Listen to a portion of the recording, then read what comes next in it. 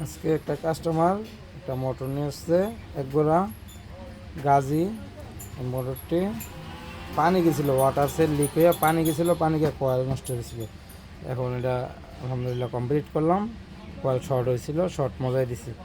এখন টেস্ট করবো, যে ক্যাপাসিটার কানেকশন দিতেছি।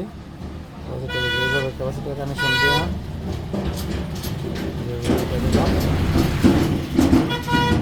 বসাই দিলাম ক্যাপাসিটার। এখন টেস্ট করবো, দেখুন কীভাবে টেস্ট করা হইতেছে।